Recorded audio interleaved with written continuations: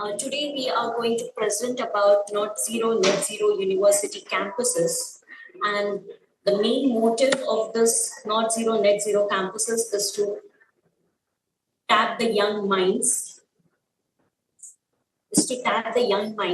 and localize the sustainable development goals and net zero in the university campuses. So then students become the climate ambassador to make their campuses as net zero carbon neutral.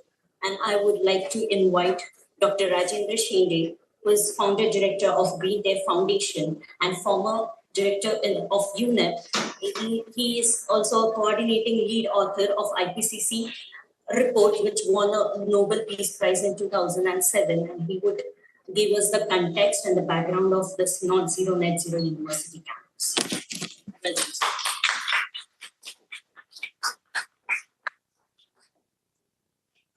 Thank you, Durga, and good morning to all of you. I'm extremely pleased to be here in Peruvian Pavilion in COP28 in Dubai. I feel it's a really great honor for me and my colleagues, including Professor Nicole Bernex, who will also be speaking to you. And I can see Leon Shen and Carol Burga, who are here for promoting what is called as a revolution with university campuses to be part of the climate change issues. We have seen that youth has been in the forefront for climate change. We have been seeing youth with placards standing and asking the elder ones or the negotiators to take early action. And the negotiators now have already started getting the action. But I think it's important to see that youth tell the negotiators to start action by demonstrating that they are also taking action. And this, my presentation is about that how youth can be involved in actionism and not just what is called as a activism. Activism is standing on a street with placard saying that everybody should act. But actionism is something where the university students can themselves come out of the classroom and take the action in the campus. So my presentation is about that. So let me start by recalling the topmost boss of United Nations, Javier Perez de Puy, who was a United Nations Secretary General, the third one, who in fact, during his career, he started the issue of sustainable development. If any of you know, it's the World Commission for Sustainability. It was started by him, and he's one of the important personality from the Peru.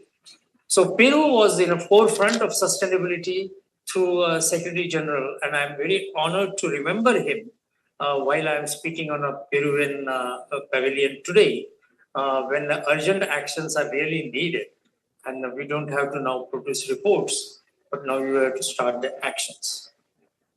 I was in Peru about a month back, and what I saw, and I was taken around with the help of Professor Nicole Bernex to see a number of mines there, the gold mines, the copper mines, silver mines, and I think they were doing an excellent job of providing us those materials to us for the society to develop. And at the same time, I also saw the university students in Peru who were more enthusiastic about taking the action. They were aware of the climate change issues, but their own question was, okay, fine, we know what climate action need to be done, but what we should do as a university student. And then I thought that the mining industry has mined the mountains, mining industry has mined the hills. They have extracted the important materials from the soil, but they have not yet mined the universities in Peru, where exactly the sustainable gold, it is there in the universities. And that mining is necessary. And my message through this project is to give that. And let me tell you, it is not just a presentation. It's an action which has started in Peru and I'm very glad about it. So universities are the mountains to be mined, and that has not started in the Peru yet, but it will begin soon. And I know that Peru has about 140 universities and 1.4 million students. That's the number which I got by talking to various universities when I was there in Peru. And then their emission today is 1.4 million tons. So you can see the numbers. 14 numbers is so important for Peru. And what that 14, we have to keep growing the universities, we have to keep growing the students, but that 1.4 million tons, we have to bring it to zero. So we have to deep digging of the minds of the university students. And that is not yet started. And that minds where the gold lies is waiting for the world to get mined. So we have the Smart Campus Cloud Network, which is the project of university campuses can align and they can form the alliance together for implementation of sustainable development goals in the campus. Remember, it is not about creating awareness of SDGs, which is being created by a number of other programs, and they are doing a good thing. But this project is asking the students to prioritize the relevant SDGs, which are relevant for the campus, and start implementing them in a campus. So why smart? Because we would like to have a digitalization for measuring the progress of SDGs. And campus is the living laboratory. We don't have to have another chemistry laboratory or a physics laboratory or geographical laboratory. We have the campus as a living laboratory and a cloud, which is for sharing. It's a cloud networking. I mean, when we do use our iPhones, it goes to the cloud and it starts a partnership with the people. And with that cloud, we would like to use it for this Smart Campus Cloud Network. And the network is a partnership. And I think Peru has understood it well, right from 1970s and 80s, when Secretary General Kuye was there, that unless the countries start partnering with each other, we will not be able to achieve it single-handedly. So what are the operating principles of this Smart Campus Cloud Network, which is a global network of universities? There are other global network of universities. This is not the only one, but this is the only one which promotes the actions in a campus. So it is a skilling of the youth. So it's a learning by doing, accelerating by sharing, managing by measuring, by digitalization, and also the monitoring. Our key objectives is the green skill building for the green jobs in the future. The future jobs for the students of the universities are in a green area. And there are enough indications today, and there are good reports which says that the jobs in a renewable industry is now much more opportunity than the jobs in a fossil fuel industry or the oil industry. And it also enhances the employability of the world, which is going through what is called as a technology or industry 4.0. It also provides international mobility for the students. And the Peruvian student from the universities should not only be going to the other universities in the Latin America, but also should be going to North America, it should be going to Europe, should be going to Asia to form the partnership. And promoting a positive competition. I believe that university students represent a positive competition. Everybody is striving hard to be excellent. Unlike in the governments are politicized and they are engaged in a politics. University students want to engage in a competition related to the what is called as a wisdom, what is called as a learning. Competition in the learning and competition, that is what the world 5.0 will be. that it is a positive competition on sustainability and not only on a GDP. So how it started? It started with United Nations Secretary General, present one, which is our Antonio Guterres, and the Prime Minister Modi together launched what is called as a Mission Life. There's a lifestyle for environment. And I think unless we change the lifestyle of the students in the universities, that is the starting point, I don't think we'll be able to achieve the net zero. And then Eric Solom, who is supposed to be here as one of the speakers, is yet to come here. And the former Minister of India, Environment Minister of India, Prakash Javadekar, they are the mentors of this. So Smart Campus Cloud Network is well connected, not only with the former ministers and the Secretary General and the Under Secretary General, but it is also well connected with the other universities, which is spreading fast. And that's what I'm going to say. So Peruvian universities, I've been talking to them for last 4 or 5 years. And it's a Professor Nicole Bernex who is sitting here. She is the one who has taken up this concept as a practical concept to start implementation on SDGs and net zero. So these are the universities in Peru who are already started work. They have registered with Smart Campus Cloud Network. These are the 4 ones, and these are the next 4 ones. So total 8 universities. And last month when I was there are a number of other universities who are extremely keen to get registered and start the work. And Professor Nicole Bernex agreed that her university, PCUP, will be the hub for Smart Campus Cloud Network and start action on SDGs and particularly net zero. These are some of the, you may be asking what exactly then our role is. Our role is not to teach the students. Students don't need teaching. They can teach us. But what we can say is we can catalyze. We can provide them a minimum information, what to do. I was with a Chinese delegate while coming by metro, and he asked me, it's a wonderful idea, but what the university students can do? And then this is the first baby steps for the actions. And these are the kind of booklets which are available, and we keep on having an online meeting with the students to do it. Indoor environment quality, carbon neutral campus guidelines. So these are the ones which are available along with the digital apps and digital dashboards so the students can learn faster. This is one example of what that action could be. This is one of the universities in India who has started what is called the Air Quality Index Monitoring Station. So it measures in the campus what is the quality of the air, but not only in campus, in the surrounding area also. This is the dashboard where you can measure the emissions of the university.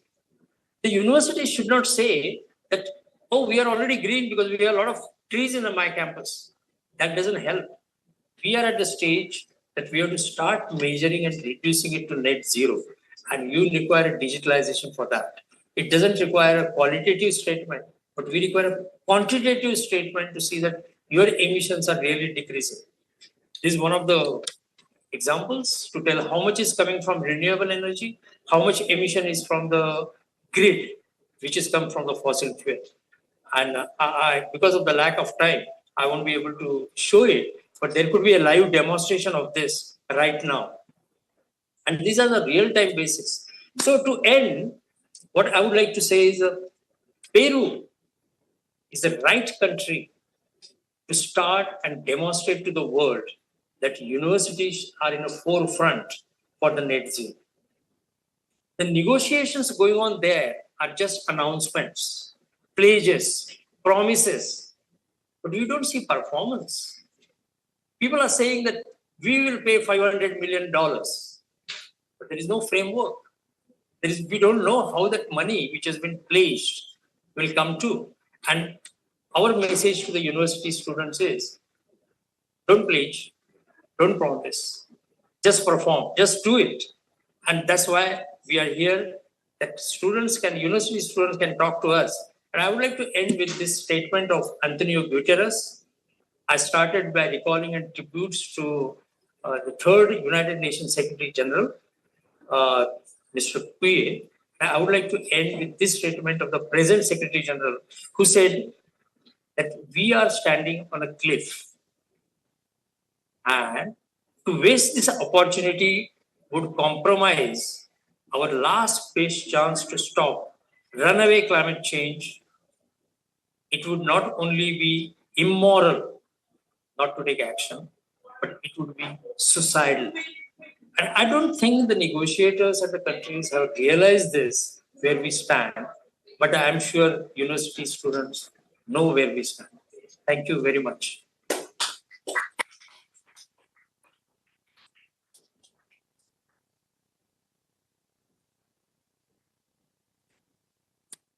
We have among us former Under Secretary General of United Nations, and he was also a former Environment Minister. But more than that, he is very passionate about three P's, that is people, peace, planet, and plastic. So he was a peace negotiator for Sri Lanka. He is involved into making world as a single-use plastic free, and also he is passionate about the planet. So I would like to welcome him for his special interest.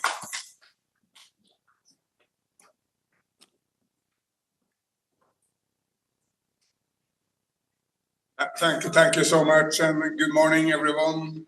Buenos dias. So pleased to be at this meeting in the Peru Pavilion.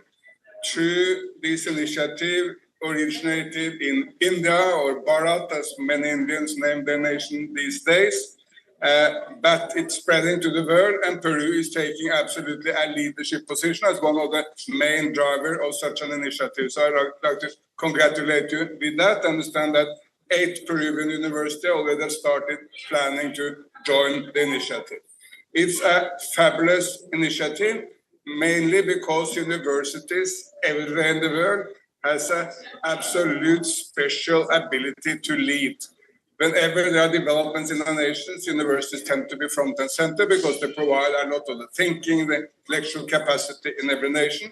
So universities, of course, are absolutely central for the green transformation which we want to make. I've been a number of times to Peru. It's a wonderful, wonderful nation. You have had enormous success in the last decades in poverty alleviation, even of course there have also been political challenges in Peru, but a number of poor people in Peru has come down drastically in the last decades, which is absolutely wonderful. And of course, Lima is a historical city, and you have so many others. So I really love Peru, and I'm so happy that you have joined this initiative. And I hope we can also make other Latin American nations joining this. I thought I would just briefly address the one question I get most often from young people in the world. And that is, does it matter what I do? Can I really do something to change the world? Look, I'm not Joe Biden.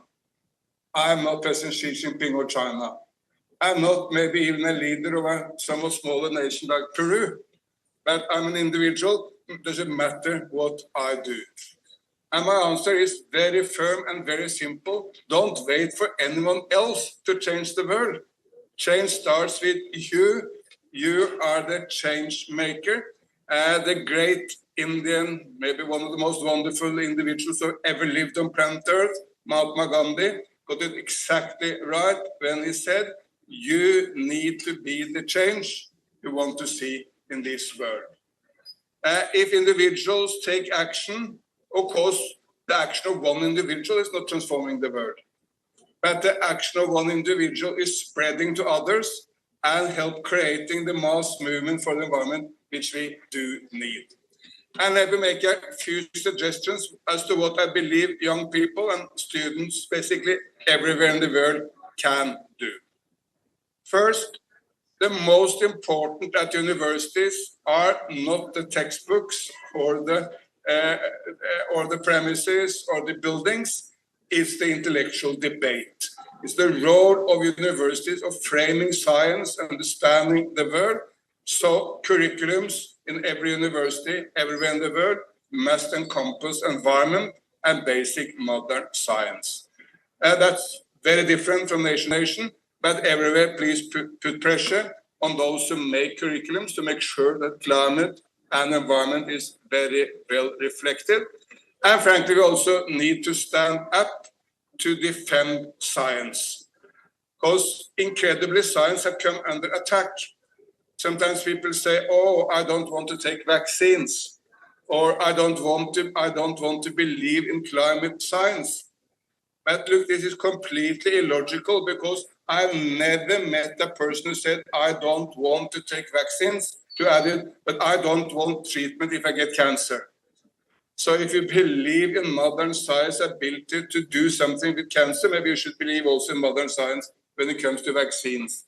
And the same people who say, "I don't want to believe in climate science," well, very few of them don't believe that NASA brought us to the moon, or that the Indians, by the way, just also came to the moon. But that's part of the same science. I mean, NASA, the American Space Agency, is one of the most important sources for the climate science of today's world. So if you believe NASA can take us to the moon, maybe we should also believe that NASA is right when they're putting up a very, very strong warning against climate change. And I can go on and go on. But of course, scientists need to speak about science in such a way that people can embrace it.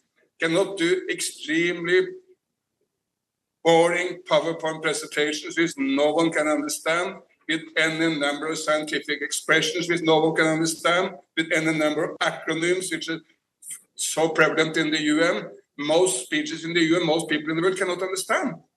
And if you cannot understand, you tend to be angry and you tend to go into your corner. So let us change the way we speak about the environment so that more people can embrace it. And look, it cannot only be for the young and trendy in, say, Lima. It needs to be a message for the farmers in the uplands of Peru or in the many small cities of this great nation. But of course, exactly the same say in India, cannot just be for the trendy people in the most advanced cities like, say, Hyderabad or Bengaluru. Need to be also for the farmers in the poorer part of India. So number one, let's work on the curriculums and the way we speak about science.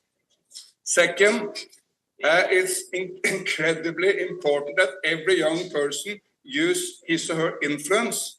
Speak with the parents, speak with the classmates. Most young people in the world are on social media.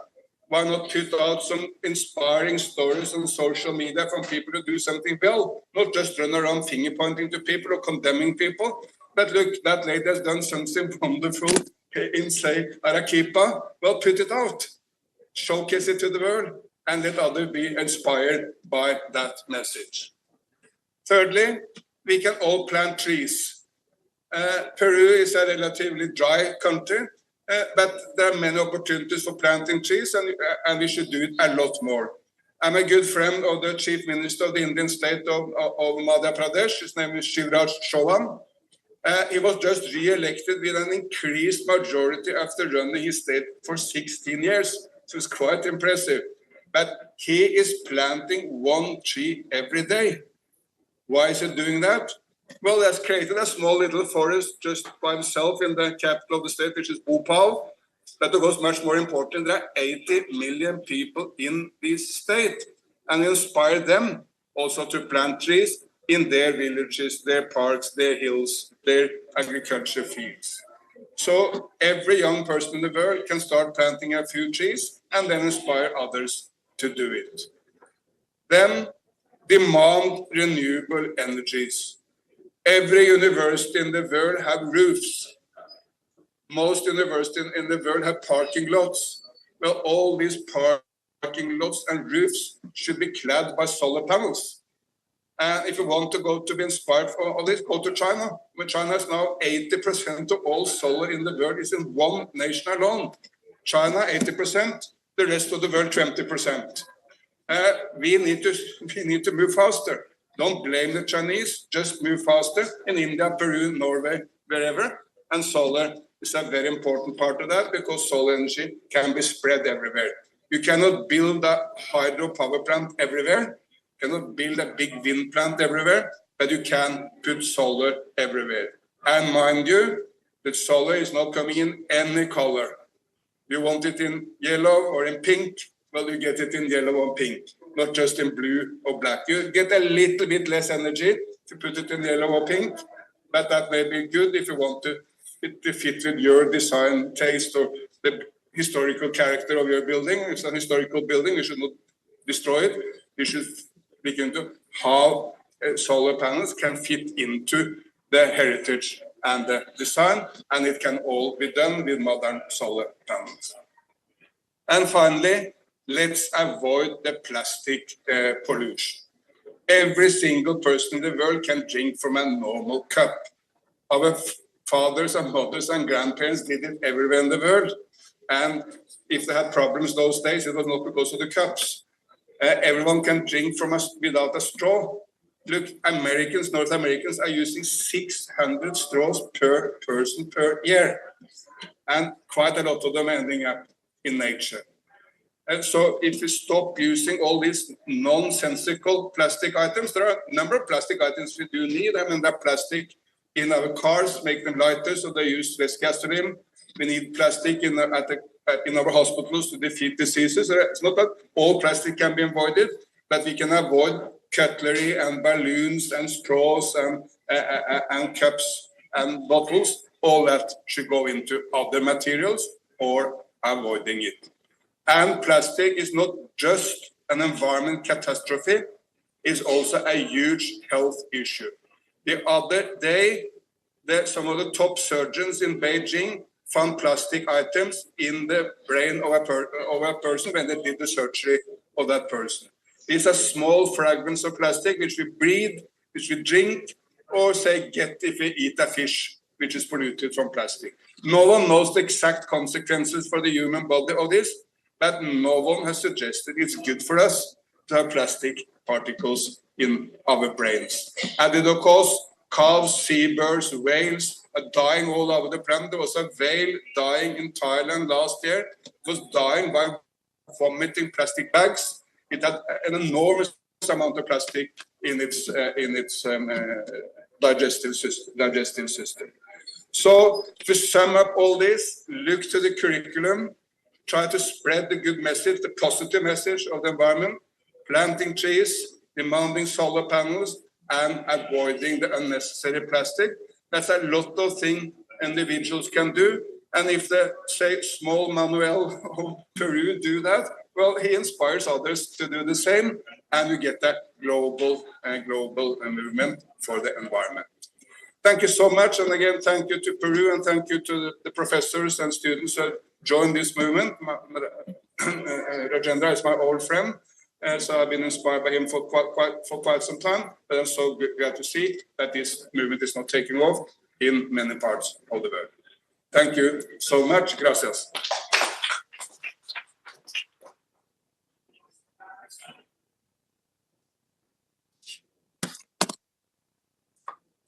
Thank you, Dr. Eric Solon. It is a major key takeaway that university students should be the change. Going ahead, I would like to invite Professor Nicole Burnett, who is director of PUCP. And she, as I mentioned, she keeps a keen interest in shaping the career of life of the students towards sustainable development goals. And that is the reason PUCP is the first international university to become the part of Smart Campus Cloud Network. And she's also a consultant to UNDP, FAO, and to large mining industries as well.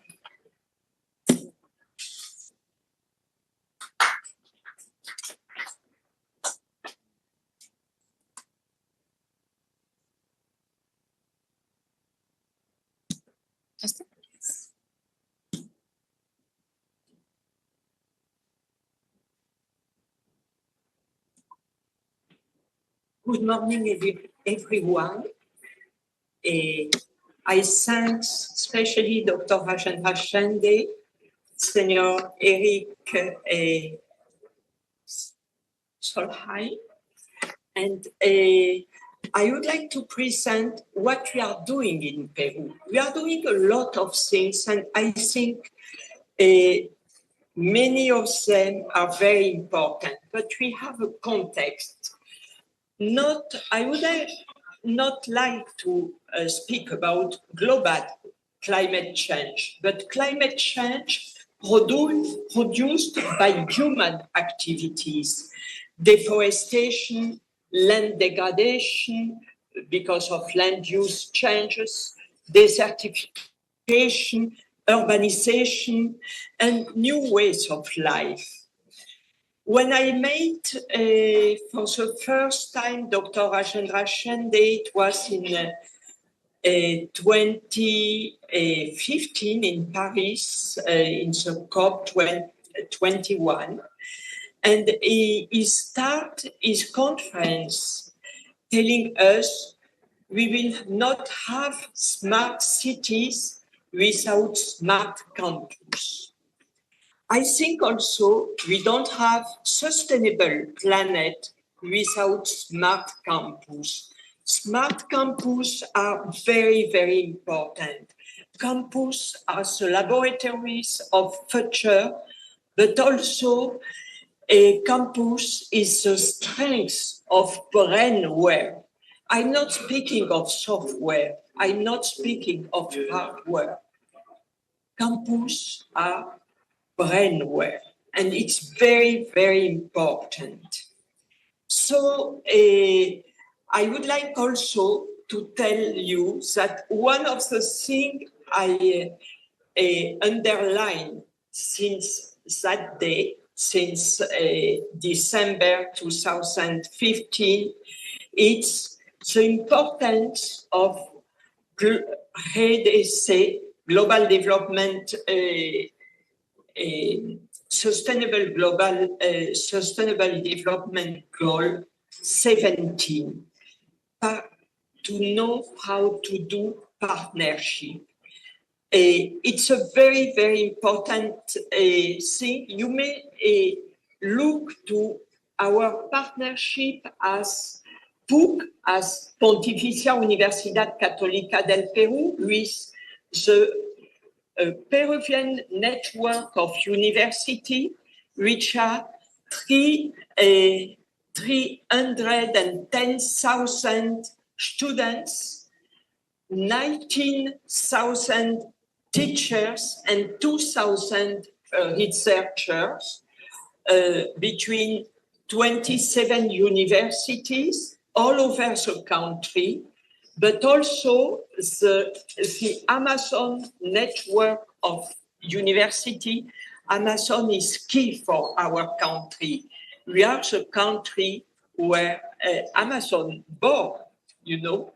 So we are under an Amazon country. So it's very, very important. But we have also consortium of universities, private ones, with social responsibility, with a national university.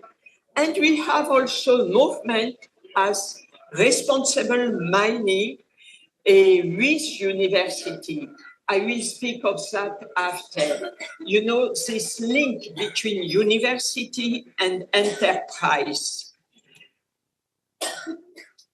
Mining the talents of youth in university. How to do that? University is not an island. University has a large territory, not only around university, but also country. For example, in our university, they are helping the municipality to have more and more trees. There's all a project of forestation, but also with National University of Engineers and solar energy development. And our university is developing in other universities than in Chachapoyas, in the northern part of Peru, solar energy. A university as National University Rodriguez de Mendoza have more than 80% of solar energy for all university because of how we are solidary with other university. We are not alone. We have all a system of solidarity, interdependence, and so on. And you see one of our university of Smart Campus Cloud Network, National University of Trujillo, have a prize here in a COP28. But why? Because they have a new way of doing things. Each 2 weeks, all the teachers have to give one Saturday to act in the campus, to plant trees or to do all the cleaning plastic or anything, but not only students, teachers have to do that also. And it's interesting to see this new intervention. Another university of the network, San Agustin University in Arequipa, with a plastic program and in Smart Campus Cloud Network. And many universities are trying to help in the rural areas to have not eucalyptus, because they are not the best trees, but other type of trees are canuales or other native types of trees which are very friendship with the nature. So there's the efforts doing here. What are the challenges? Yes, there are sustainable development goals. And up to now, we are taking a special care of some of the goals. For example, the goal 4, 11, 12, because of the consumption, but also 13 to act for climate, and 17. And we are taking a special attention to not zero, net zero, but also with water security and eco-cities, with solutions based on nature.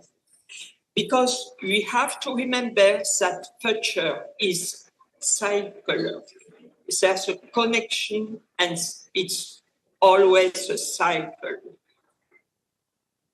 So not only changing is in a single way, change is multidimensional. We have to change, but not only our students. We have as teachers, professors to change, as a researcher. We have to change our way of doing partnership. We have to recognize importance of knowing our heritage, to remember the good practice of the of the pre-Spanish societies. And we have to learn how to build strategic partnership with enterprise, but also with public institutions, with the state. And there's a lot of gaps. Universities are not islands. They have to build bridges, and very different bridges, but it's important, and students have to contribute to that. They know how to do. We have just to push them to do that. We have to accept also that nature is university number 1 all over the world. It's the best university and it's completely free. We don't have to pay nothing. I would like to tell you, because I know that's a lot of resistance when you speak about enterprise. And I would like to give you 2 examples of mining enterprise in the north and of other enterprise which have 8 operations. This mining enterprise, which is Newmont Yanacocha, have a foundation. and a foundation which is actually working on sustainable territory with other NGO and with municipalities especially. You know, sustainable projects, they have with social ecosystems, but with a lot of actors, no one is forgotten. And it's all for sustainable development, including children, including schools and college, including university, including green footprints, planting and harvesting water, including also sustainable business venture to fight against poverty, create value and improve lives by means of sustainable and responsible mining. All mining is not sustainable, but we have to make the difference between the first and the other ones. And you have some example. For example, in the lower part, you have the Museum of Interactive Museum of Land and Water, which is very important. Up to now, they have 35,000 people visiting them since 2020, since the COVID, and mainly all the schools of Cajamarca and college and university learning by themselves. But also there's a lot of action with university students. And you have also in Buenaventura, for example, all the students doing practices, but also planting trees, native trees from 4,100 meters up to 3,000 meters, where there's a lot of deforestation, and working not only with university, but with school community and with women. They have 40% of women in all the courses. And also they are taking they are supporting completely one university, the only one in Quechua speaking, which is UDA, Universidad para el Desarrollo Andino, which is a university which is recognized by SUNEDU. It's official recognition. They are doing as education, but they are working a lot around the university, inside the university, in experimental campus, and they are working because all the students are coming from the rural area, and it's very important. It's a way of alternative education. So we are thinking that it's important because we are a country with Quechua, which is a very important language. It's very important to support university with Quechua speaking, and they are speaking also Spanish. So I will not speak of Pontifical Catholic University, because after that we have a small video about that. But I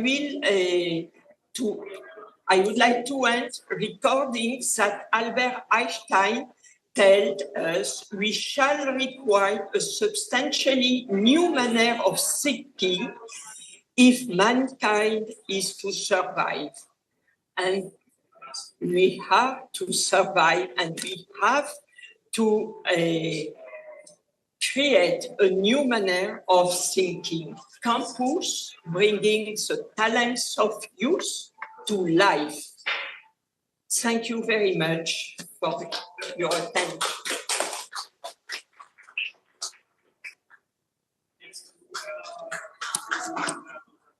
Thank you, Dr. Nicole Bernex. Highlighted a very important point that nature is a university, which is very true, that we are learning from the nature, and youth are the best to learn nature-based solution as well as using the digital technologies. I would like to now invite Professor Silvana Vargas. Yeah, it's a video speech by her. Yes. And to introduce her, she is a main professor of Department of Social Sciences, PUCP. She has extensive work experience in international technical cooperation, public sector, grassroots organizations, and research centers. Her most recent research topic includes territorial human development, agri-food systems, and transformative social policies. Good morning, everyone. It is my great pleasure to be part of this panel. I am now based in Lima, Peru, but in a way I can be with you at least virtually. Let me please start and share with you my presentation so we can start this conversation as soon as possible. I've been invited, thanks to Dr. Nicole Bernex, to be part of this panel. We prepared this presentation with Sofia Wangal, who is part of our team at the Academic Directorate of Social Responsibility at the Universidad Católica del Perú. We will focus on the role youth have in these issues about social and climate responsibility as part and a way to move towards net zero campus of universities. The first thing I wanted to share with you is that we need to take into account the context in which Peru is actually developing. According to this ranking of mega diversity around the world, Peru is in the place number 8. And this might be, of course, a great way to share the things we are doing, the way the country works, and all the marvelous landscapes it has. However, it is also an enormous challenge to be able to cope with the responsibility of keeping up this mega diversity in this context that we all are aware of. Within this context, an important issue is that we need to start making policies at the highest level. A couple of years ago, the Ministry of Environment approved the National Policy of Environment towards 2030. And this policy is actually providing a number of guidelines to promote our work as a country at different levels, including universities. And speaking of universities, I wanted to share with you that the university I represent in this panel today is in the first place, occupies the first position in the ranking of sustainable development goals in terms of accomplishment in the country. This is according to the Times Higher Education ranking. And this, of course, make us very, very happy, but again, give us a lot of responsibility.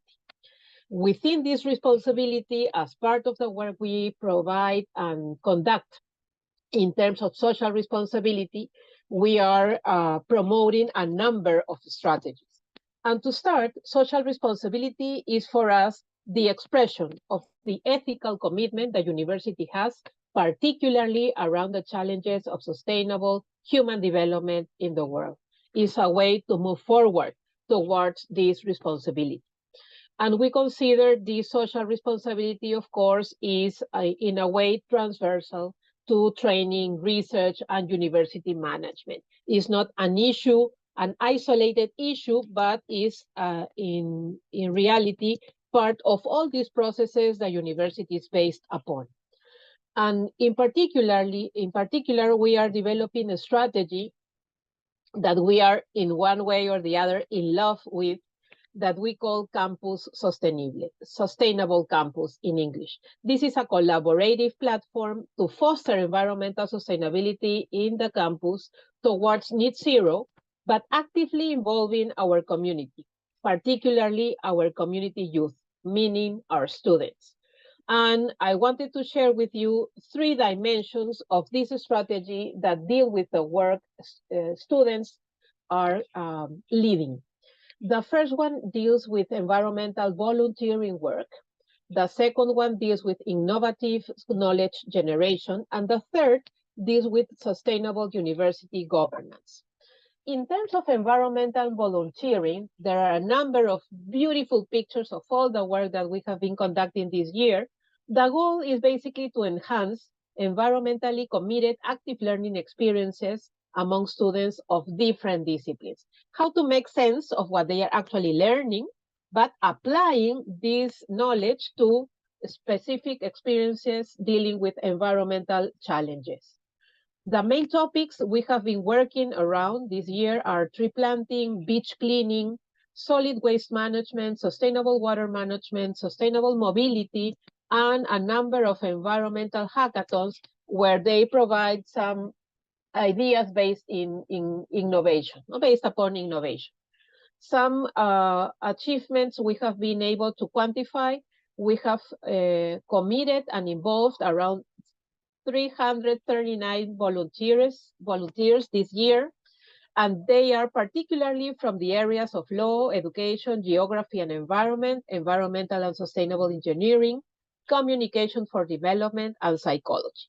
This doesn't exclude the possibility of other areas to be involved, but these are the areas or the disciplines the majority of them come from. The second dimension deals with innovative knowledge generation. And here we conducted a quick analysis of all the knowledge that is being produced based on what we call thesis, professional degree thesis, or the work they have to comply when they conclude their career. The goal here is to generate evidence-based, multidisciplinary, sound, either new or renewed knowledge about environmental sustainability. Main topics that we have been able to identify: sustainable occupation of urban spaces, innovation and business organization, management of protected natural areas, territorial dynamics of occupation of rural space, among many others. Some achievements we have quantified: we have around 910 undergraduate theses presented in the period 2019-2023. And again, the main areas that are working environmental sustainability include architecture, geography and environment, environmental and sustainable engineering, the social sciences, and the area of management. And third, we have this sustainable university governance. And this actually means not only what we do, but all the decisions we are making to make our work around environmental sustainability actually sustainable, sustained.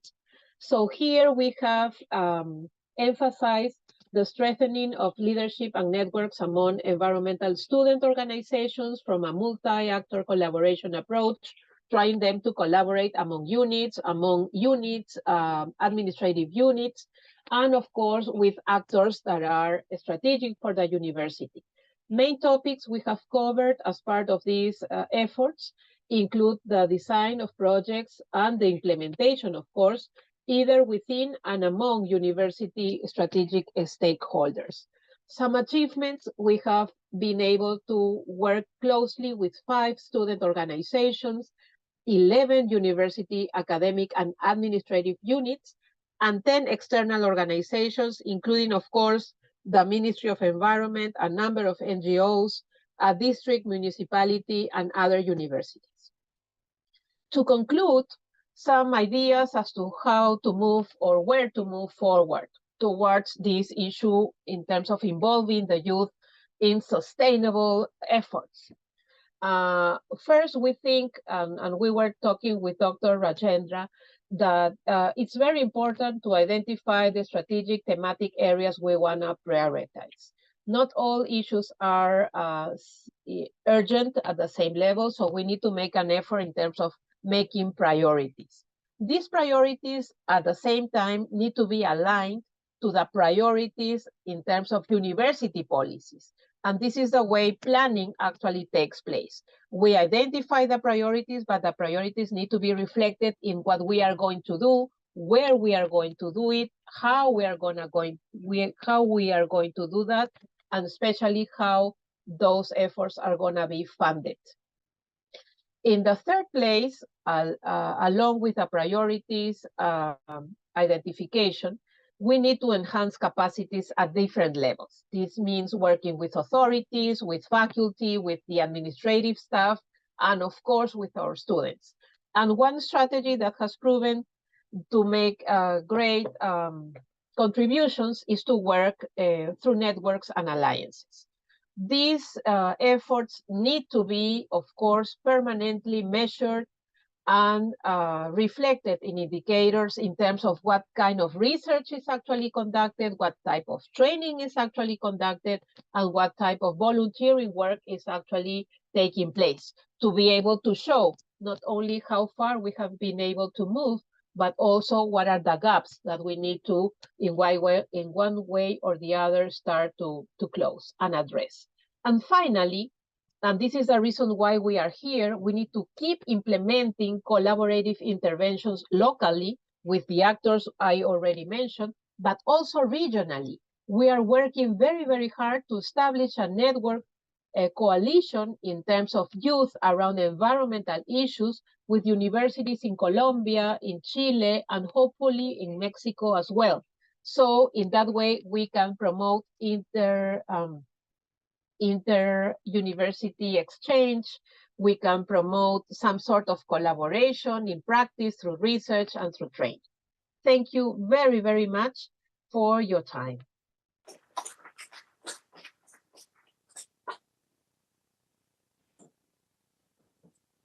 Thank you, Dr. Silvana Vargas. I would like to invite Dr. Rajendra Shinde for giving the concluding remarks.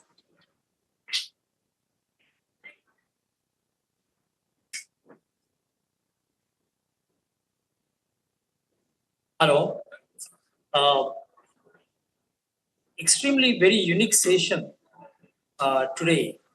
And I would like to, there is a concluding sentence that Professor Silvana said, that what matters is a partnership.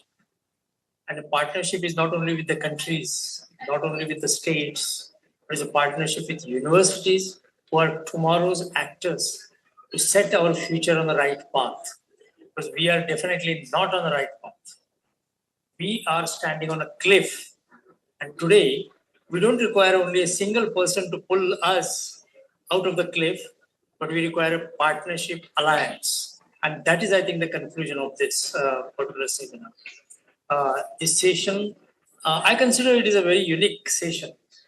But I started my speech by recalling the efforts of third United Nations Secretary General, Javier Perez de Cuellar, who in fact took a lead in the World Sustainability Commission. And today we have in this session, former United Nations Under Secretary General, Eric Soler. So this is a unique session. This is another unique session for the reason that there are professors from the universities who are telling us what action they have taken. And this is also a unique session because it's not only Peru. I see Peru, Norway is a symbolic of Eric Soler, as well as China, which is our friend Leon Shen, who has been involved in a lot of activities in Peru or teaching the students about finding the nature solution. So I would like to conclude by saying that we have achieved to send a message that real actors are in a university campus. And the campus is a living laboratory for implementing sustainable development goals and the net zero. Thank you. Namaste.